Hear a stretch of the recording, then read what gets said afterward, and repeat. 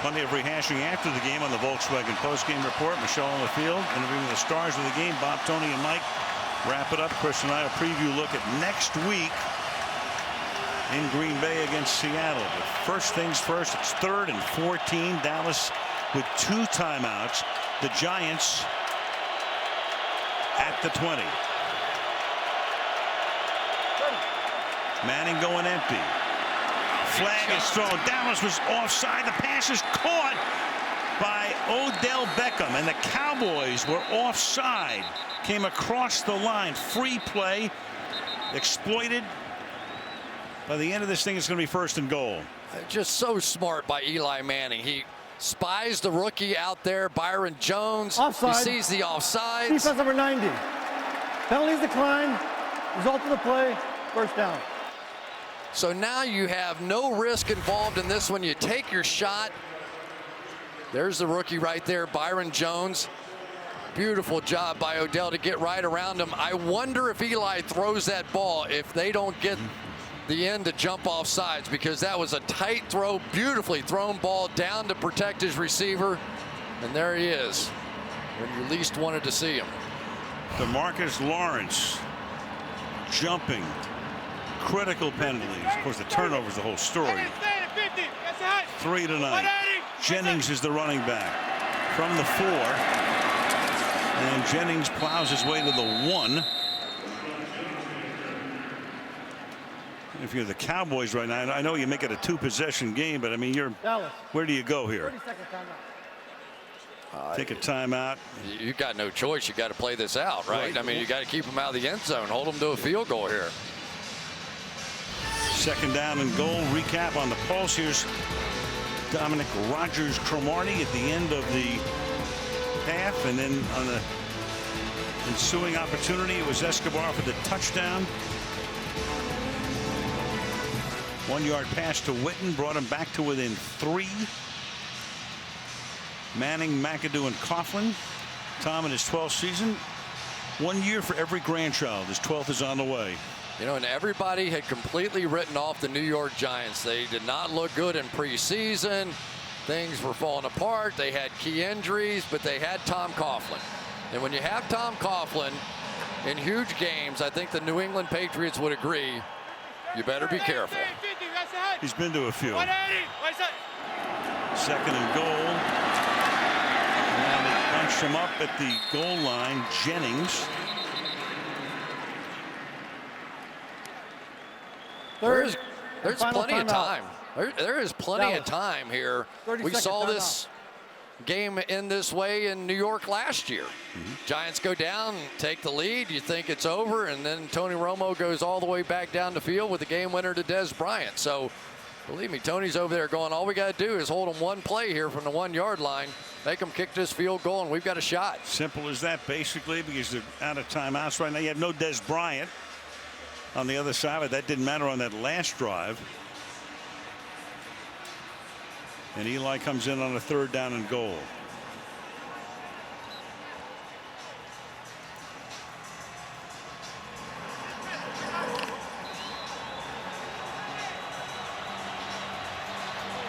Jennings, the tailback. Whitlock, the fullback.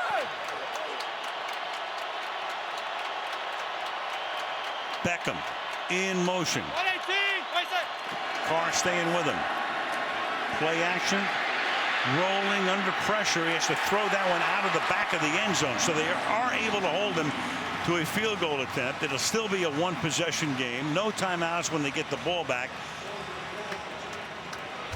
And on 4th down, Manning's looking over to the bench. This is an interesting call here. Do you want to kick a field goal? I think you have to. I think you do, but then again, even if you don't get it, you make Dallas start at its own 1-yard line. But then again, you got to make them get a touchdown here. And the decision to throw that football right there cost you another 40 seconds. So now you have a real opportunity. I was thinking they were going to be down under a minute when they got the ball back. 19-yard attempt by Brown, so they force Dallas to go all the way down the field and do it without a timeout with 94 seconds remaining on the clock. You know, it was interesting. Barry Church was all over the receiver down the field on that play. And if Eli had opted to throw that one a little closer, I wonder if they would have gotten the pass interference call. Watch this right here. There's a lot of contact. There's a lot more than what Dominic Rodgers-Cromartie saw. So they're down the field. You're loud, you're beyond 5 yards now. Now, if he hums that thing right over the head of Daniel Fells right there, he might have gotten that call. But obviously uncatchable and no flag.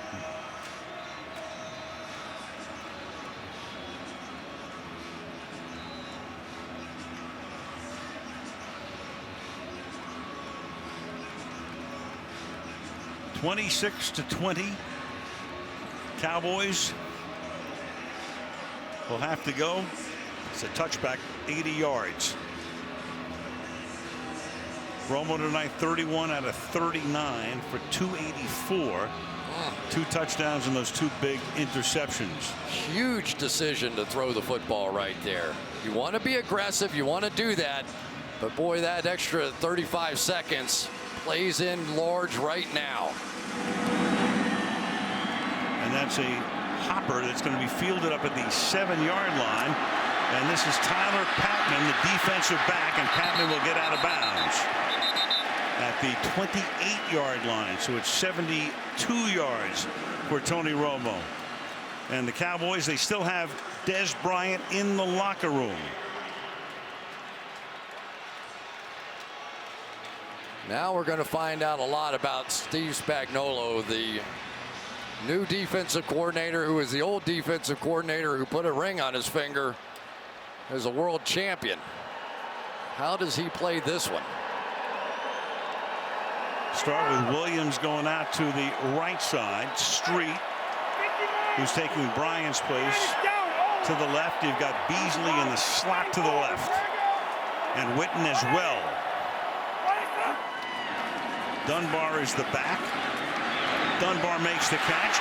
Dunbar into Giants territory to the 49-yard line. Cowboys hustle to the line of scrimmage. That's a gain of 23. Got your best receiving running back against their middle linebacker. Took advantage. 4-man rush. Tony, a little dump off. That's caught on the run. This is Dunbar again to the 32-yard line. Tackled by Casillas. Tony Romo masterful so far. Boy, that was a little dart he threw out there as he stepped up.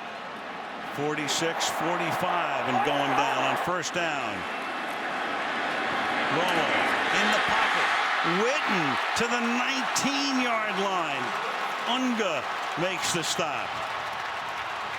Tony wants Witten to get lined up on the left side. A lot of quarterbacks want to spike the ball here, not Tony Romo. He's got them on their heels, and he wants it to stay that way. 22 seconds. Romo looking over the middle and incomplete into traffic. Beasley was the intended receiver. Quartet of Giants surrounded him. 17 seconds. Second down. 17 seconds that would not have been there if they had run the ball on the other end.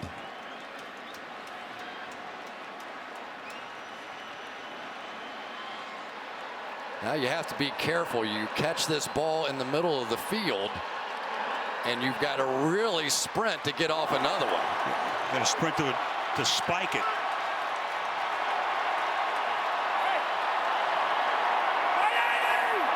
Play clock at 3. Romo to the outside, caught out of bounds. That stops the clock with 13. Terrence Williams. Now I would be very uncomfortable throwing to the middle of the field. Usually 15, 16 seconds is what it takes. I'm not saying you can't complete it and still have a shot, but I'm taking shots at the end zone now because I think you can get obviously at least 2. Right. Well, it's third down. 3rd and 2, 13 seconds as Romo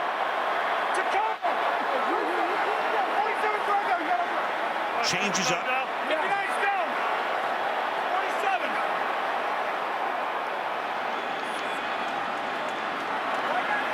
Giants defense. All the pressure on the left side. He drops the ball, throws, caught Witten, touchdown.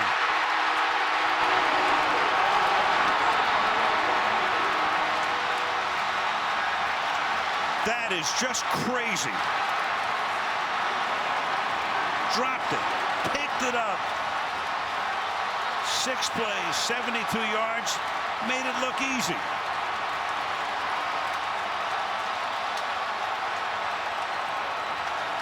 Tony Romo's taken a lot of heat over the years for not playing in the clutch. That was pretty darn strong, just like he was in December last year, nearly flawless. And guess where he went? Right after the rookie inside linebacker with his veteran. Now the anything but automatic extra point with a new rule to give Dallas the lead. Dan Bailey, and he does. Well, Tony Romo has had as many excruciating losses as anybody. And he's had some dramatic wins as well. The snap to Romo really hit him in the hands. He just dropped it, probably looking down the field, but the protection, as it's been all night long, just so good. And there's where probably you missed John Beeson the most. John Beeson would have fully understood where that ball was going, that there's no reason as the middle linebacker to back into the end zone, because Jason Witten's not going to stop anywhere past the end line. He just went down there and turned around. It could not have been easier. So they start the drive attacking the young middle linebacker, and they finish it off the same way. Unbelievable. 8 catches tonight, 60 yards for Witten. Cowboys with 7 seconds left. Holding on, will win a game, losing the turnover battle 3-0. Not having Bryant for most of the game. I tell you, you have to give some credit to Scott Linehan. He's created a system that allows Tony Romo in the key moments of games to do it himself. They suggest plays, but it's really on Tony Romo, and what a feel Romo had for that drive. Meanwhile, the Giants have Beckham deep, hoping that he can return it. He tries to leap to catch it and can't. So they'll have one play from the 20-yard line. Maybe 2. They've got a timeout at their disposal, obviously. Well, once again, a decision to not run from the 1-yard line is going to be widely discussed.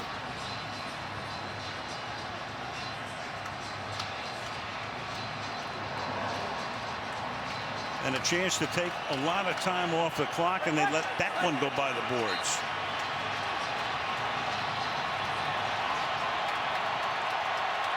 Cowboys with a cover 7. And that's dropped. 4 seconds. That was Vereen. You know, I know it's hindsight now, but if you could have thought about it, the right play for Eli Manning in that situation, if he didn't like the pass, was to take the sack. You take the sack there. You don't throw it away. Let the clock run or make them use a timeout. They didn't have one at that point, so the clock would have run. 2nd down and 10. One last gasp. Looking for a lateral. Vereen looking behind him. Ball is loose, picked up by Parker, and that will end a game that's going to be very hard to describe unless you got about 20 minutes to listen. Wow. Welcome to Sunday Night Football. Yeah, just another one. Giants Cowboys. That's the 5th consecutive time that the Cowboys have defeated the Giants. None of them have been like this one. 3 turnovers to none. Some unbelievably hurtful penalties. They overcame everything at the end and win it. How about what Tom Coughlin told us? He said it'll probably cost take at least 28 points to win it. It would have. Yeah. And then right on the number. Here's the play. They decide to go play action. Now Eli's going to scramble around. The right decision there would have been to take the sack. If you're at all not comfortable, take another step or 2 towards the line of scrimmage. Take a knee, and And instead, the extra 35 seconds won the game for the Dallas Cowboys. Crazy stuff on both sides of the ball tonight. What a game. 27-26. Volkswagen post-game report coming up on the other side of the break.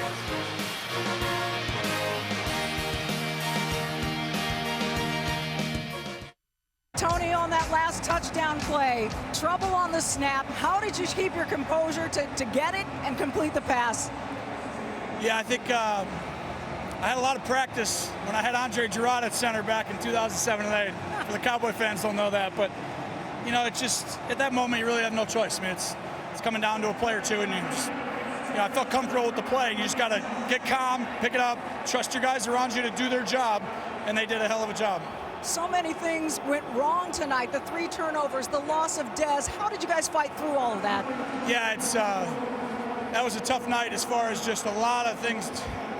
We didn't play great in a lot of areas, and obviously the ball was the biggest one. And but ultimately, at the end of the day, it comes down to the final 8 minutes every single week. And either you're comfortable in those situations or not. And our team strives to be very comfortable, and we work at that a lot. And you got to believe, and you know, you just got to be comfortable and go play. There's a lot of emotion in that hug between you and Jason Garrett. What was the feeling? Well, every week in the NFL, if you win, it feels great.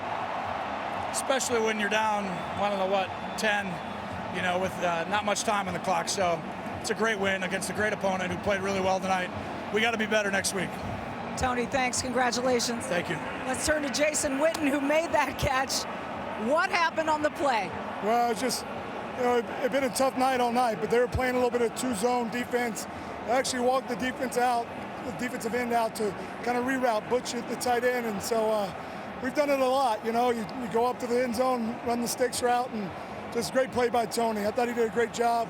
Even though we were off all night, just you always know he's going to find you, and that was a great play for our team. You talk about being off all night. Early on, you had the tip pass that turned into an interception. All of the things that were not going well. How did you guys struggle through it? Well, just we're a mentally tough team. You know, we got a lot of areas to clean up. They're a good football team. They've won some championships, and they knew they were going to come in here. We knew they were going to come in here and play us tough. So just stay together. Coach just kept saying it. Leaders kept saying it. And Tony does a great job of creating plays. He's one of the best in the business. So that was a big win for our football team. Congratulations. Thanks. Jason Witten continues to be the security blanket for Tony Romo, Bob. Okay, Mike, thanks. And going back to the Ndamukong Suh situation, he, of course, is a repeat offender. That'll factor into any discipline, we would have to guess. Cowboys win it here in amazing fashion, 27-26. Al and Chris back to wrap it up after this.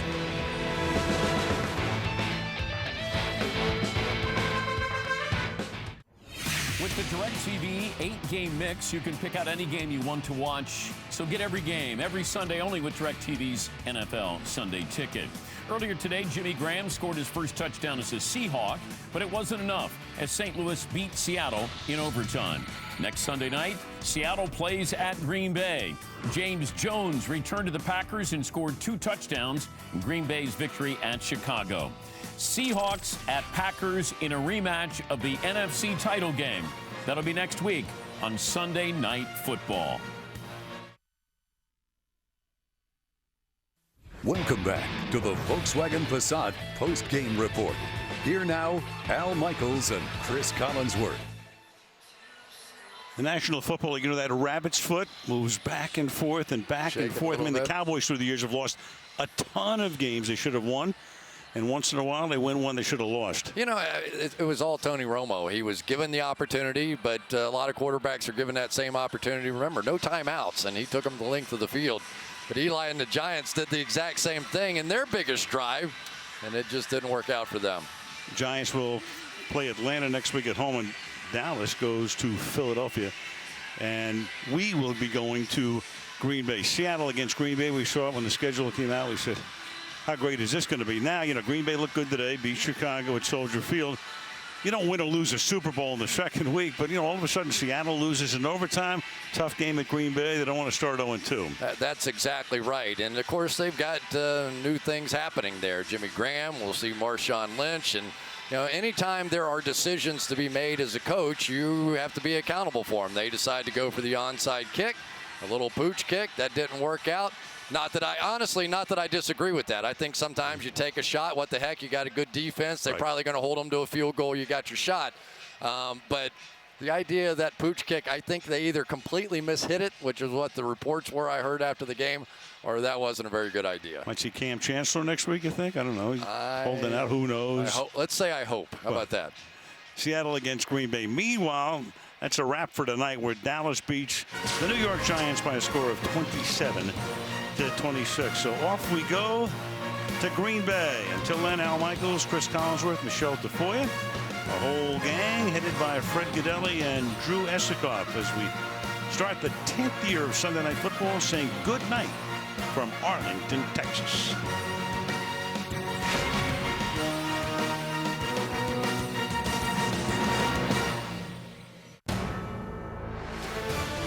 NBC Sports thanks you for watching this special presentation of the National Football League.